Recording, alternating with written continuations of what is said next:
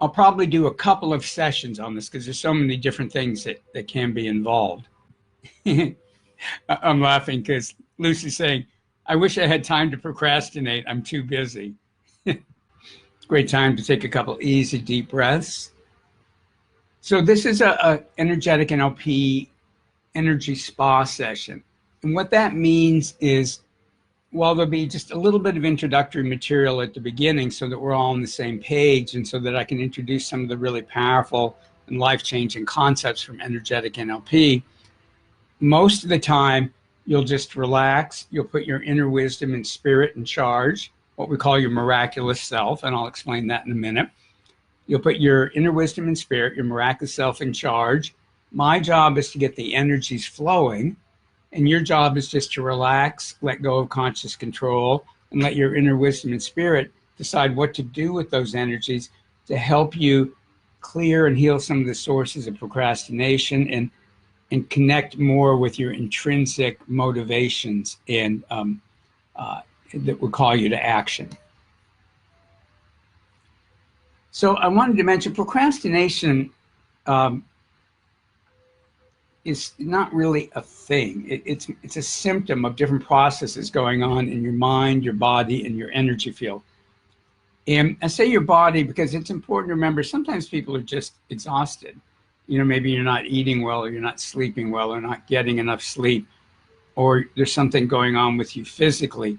And while you can tour de force over that and force yourself to do things, I think it's important to recognize it's always worth looking. Are there physical factors that are affecting this? Are you eating poorly? Are you not getting enough sleep? Are you not sleeping well?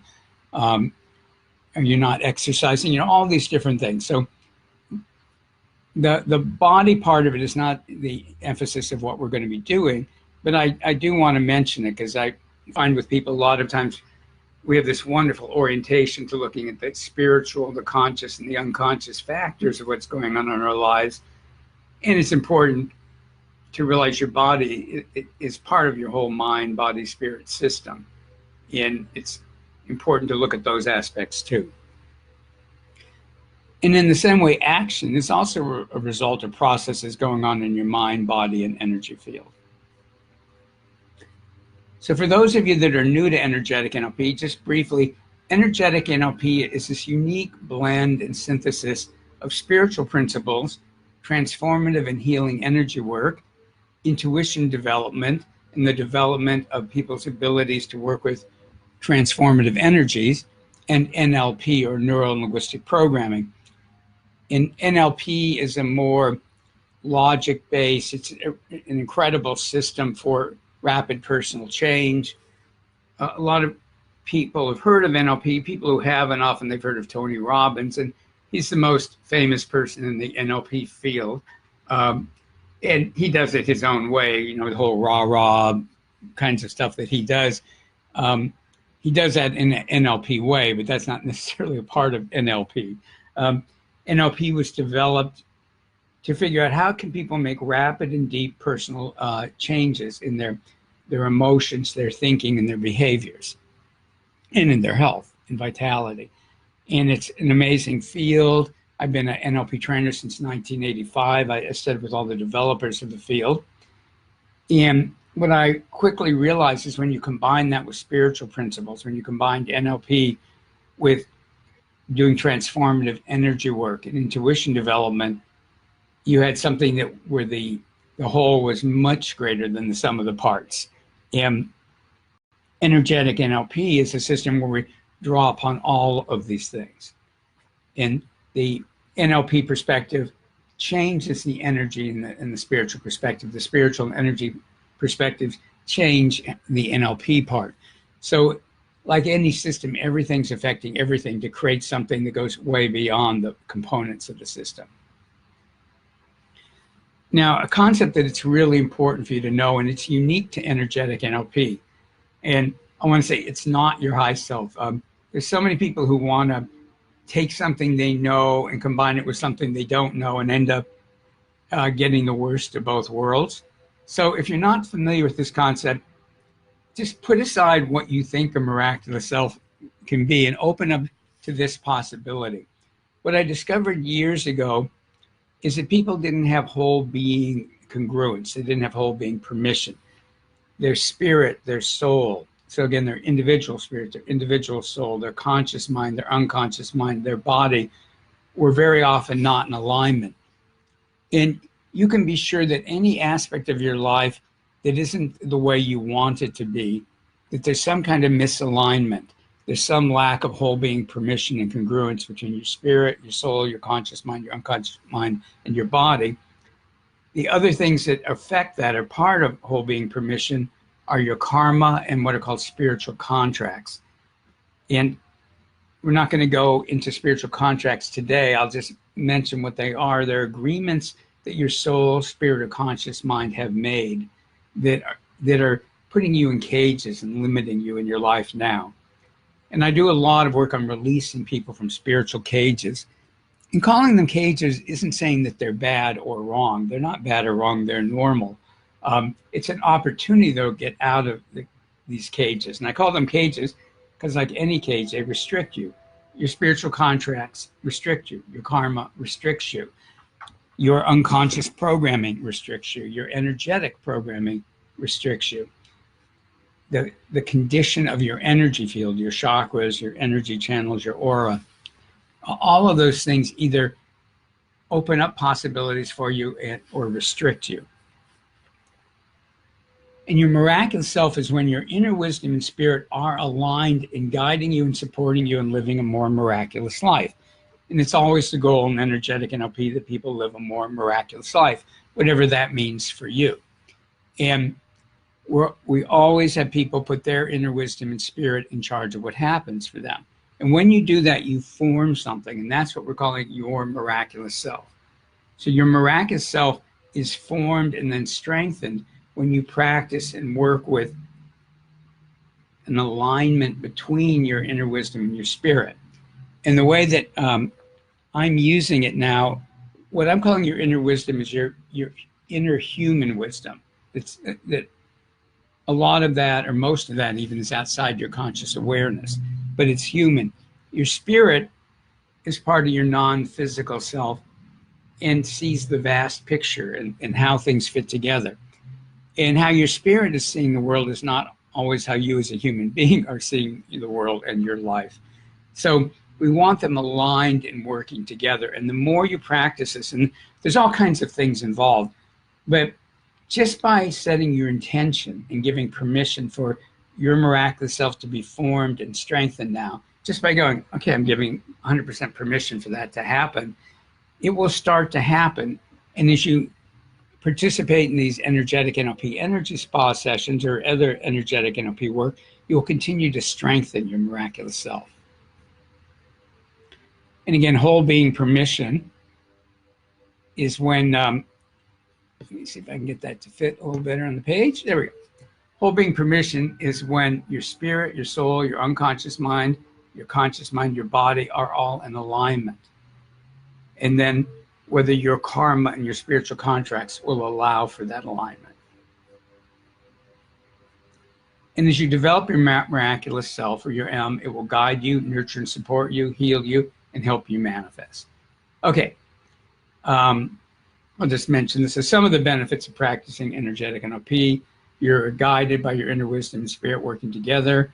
You can open up, if you choose, your miraculous abilities, and you can live a more and more miraculous life. And I could spend hours talking about each one of those topics, so I'm just sort of planting those seeds for now. So I'm calling this Procrastination to Action Part 1, because as you're seeing on the screen now, there are a lot of causes to procrastination. We're not going to work with all of them in this first session, but I'll do a series of sessions on procrastination to action, and each one will help you more and more get into action. So some of the causes is maybe you shouldn't be doing it. Maybe it's something you think you should do or you think you must do, but in fact, your being is telling you, no, it's not really for you to do. It's not really your path. You know, society, families, every group we're part of is telling us what we should or shouldn't do and what we must or mustn't do. And a lot of those things are just old programming. And a lot of it's even ancestral programming and doesn't really fit you. So occasionally when people are procrastinating, it's because it really isn't what they should be doing. And I mean an internal should, according to their miraculous self, it's not what they should be doing. And it's always worth looking at anywhere where you're procrastinating is this something you really should or shouldn't be doing? So a lot of people that have small businesses and executives in big businesses too, because I do a lot of executive coaching in corporations, that a lot of us, we try to do too much ourselves. One of the biggest problems in owning a business or having a practice or being a leader is delegating what other people should be doing, not you. So sometimes you shouldn't be doing it because you should have somebody else doing it. Sometimes it's something you shouldn't do again. And again, we could spend a day talking about that, but I want to just make sure that's in your consciousness. Procrastination can come because you're wise for doing things and your sense of purpose are disconnected from why you're doing it. You may know it intellectually, but you don't feel it. I mean, I'm sure you've all had the experience. I've had it lots of times where I know something's worth doing and I know it's important to do, but it's all in my head. I don't feel it in my heart. I don't feel it in my guts. And so it's harder to get myself to do it because it's like an intellectual knowing, but my heart's not really in it. Even if it's totally in alignment with my heart, somehow something's blocking me from bringing my heart and my guts into it. As I mentioned before, there can be a lack of whole being permission. So maybe your soul isn't giving you permission to do it, or part of your unconscious mind isn't giving you permission to do it, or you have karma or spiritual contracts that are blocking you. You're all familiar with the idea we can have unconscious blocks that are keeping us from doing things. And that can include things, and these can be conscious too, but like unconscious fears of success, unconscious fears of failure, unconscious fears of or beliefs about self-esteem and self-concept. All of these things can get in the way. Similarly, there can be energetic blocks. There can be blocks in your chakras, or energy centers, your energy field or aura, your energy channels. And those blocks, again, are usually some kind of beliefs or programming. In energetic programming, it can be ancestral, societal, familial, and other sources. If you believe in past lives, they can come from past lives. As I mentioned, your karma can be blocking you. Your spiritual contracts can be blocking you. Your conscious beliefs can be blocking you. Sometimes it's not what we unconsciously believe or energetic programming. Sometimes it's we need to examine our conscious beliefs. Unconscious beliefs can totally get in the way. Thinking patterns, and this is something that's big in NLP, and I can't get into it now, but the ways in which you're thinking about things can be what's blocking you. And what's underneath that, your ability to make the future more compelling than the present, is actually an example or subset of that. People that are really good at getting themselves into action, they have the ability to make the future more important than the present, even if it's, the future's a minute from now. So people who exercise regularly, it doesn't matter whether they feel like it or not in this moment, because the future is compelling to them of either the positive effects of exercising or the negative effects of not exercising. And they're so compelling that that they get into action whether they feel like it or not. And as part of that, they take their commitments seriously. So they don't go, well, I might exercise on Monday. They go, I'm exercising Monday at 6 o'clock, done.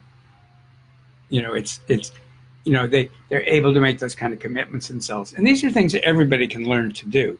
Your thinking patterns are habitual. They're not genetic. So in NLP and in energetic NLP, we do a lot around that. And I will do a Facebook Live at some point about the ability to make the future more compelling than the present.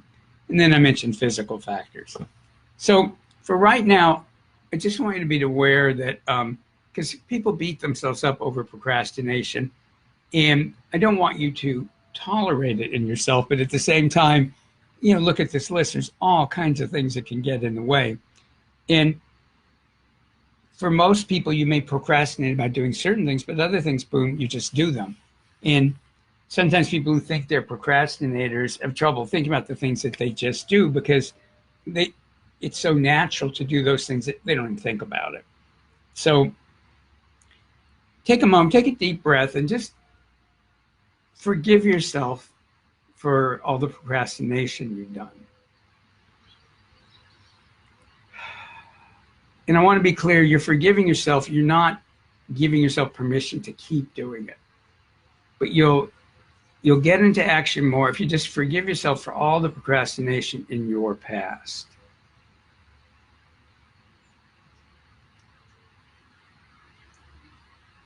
And go ahead and say hello to your miraculous self and give 100% permission for your miraculous self to guide and support you in what we're starting to do now and what we're going to continue to do. And it's as simple as you're going, I'm giving 100% permission for my inner wisdom and spirit to form a miraculous self and to guide and support me. And I'm giving 100% permission for that. Done.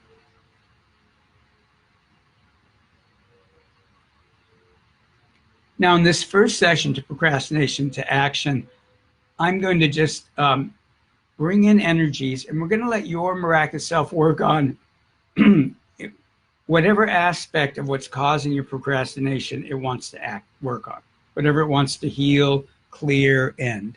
And we're not trying to get everything at once.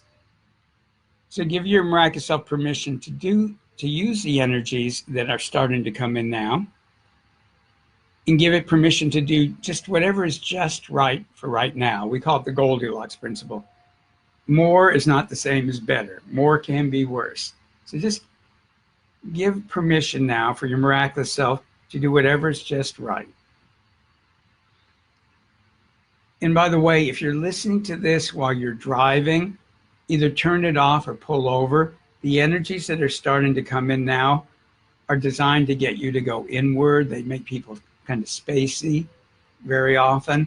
And that's not how you want to be when you're driving. So never, ever, ever listen to any energetic NLP material, anything by me when you're driving. Because even if I'm not saying I'm using with energy, I pretty much always am. So never, ever listen to any energetic NLP material while you're driving. Okay, easy deep breath. And we're going to bring the energy in more strongly now. And while it comes in, a couple more things. If you're new to this work, it's really important that you let go of expectations and judgments. You may feel the energy, you may not feel it. It doesn't matter. What matters is if you go, oh, I'm not feeling it. Oh, other people are feeling it. I'm not feeling it. If you do that, yeah, you'll get in your own way. Let yourself have whatever experience you're having. If you feel it, fine. If you don't feel it, fine. If you think profound thoughts, fine. If you think mundane, stupid thoughts, fine. If you feel really relaxed, fine. If you feel energized, fine. If you temporarily feel aches or pains, fine. That's sometimes as blocks are clearing, you'll temporarily feel an ache or a pain. It doesn't always happen, but it can happen. And that's fine. It'll clear. If emotions come up, that's great. Those emotions are involved with your procrastination, and they're coming up so you can release them. So you don't have to judge them or analyze them. They're old. They're not in present time. So just any emotions that come up, just notice and go, oh, I'm feeling X, Y, or Z. It's called being mindful. You just notice it and let them float.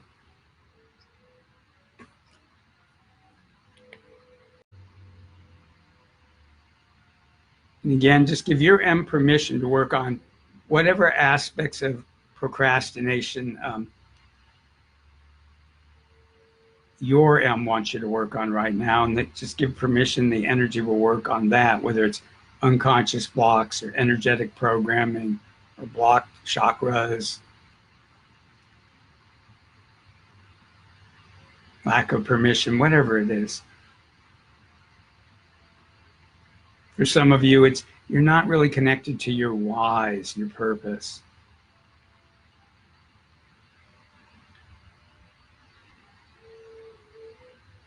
And I have whole programs I do related to purpose, but for right now, let me just say, even if you don't have a way to articulate your purpose, you can still be connected to it, because your purpose, or purposes is the way I like to think of it, your miraculous self can just connect you to that, even if you don't know how to put it into words.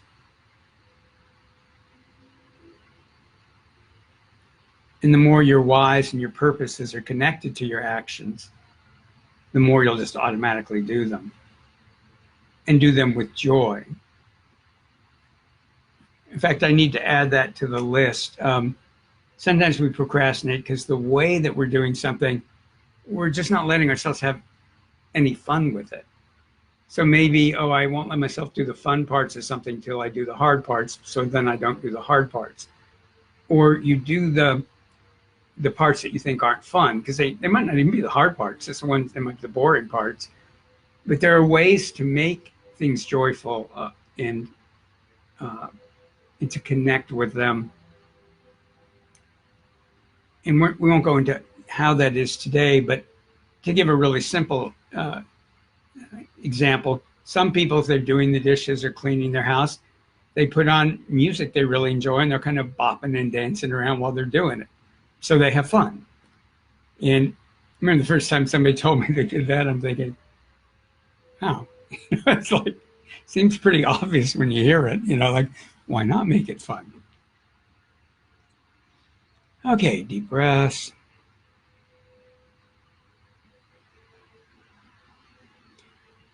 And reaffirm that you're giving 100% permission for this, and you're giving 100% permission for your miraculous self to be in charge.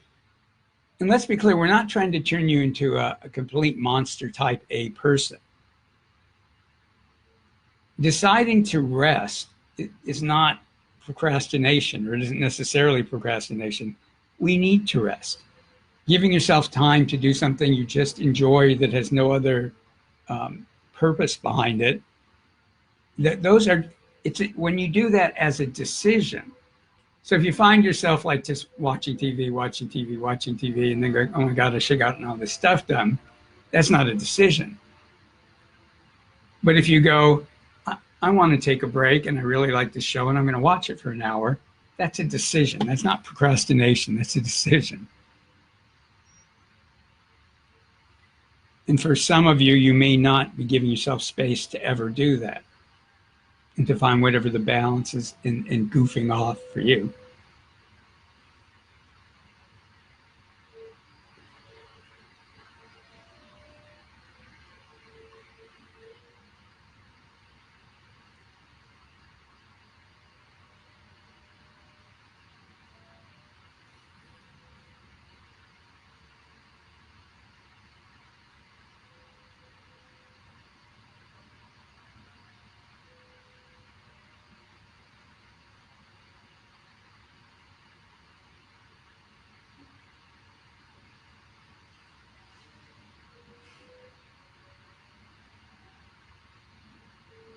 Easy deep breaths.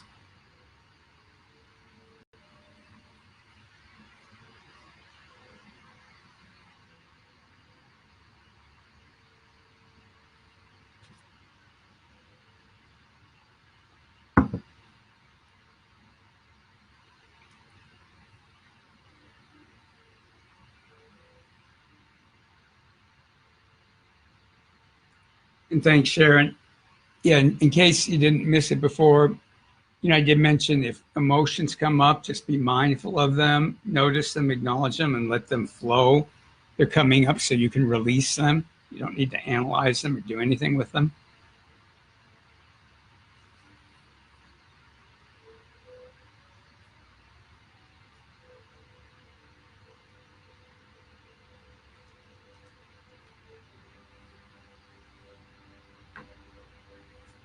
And while that continues,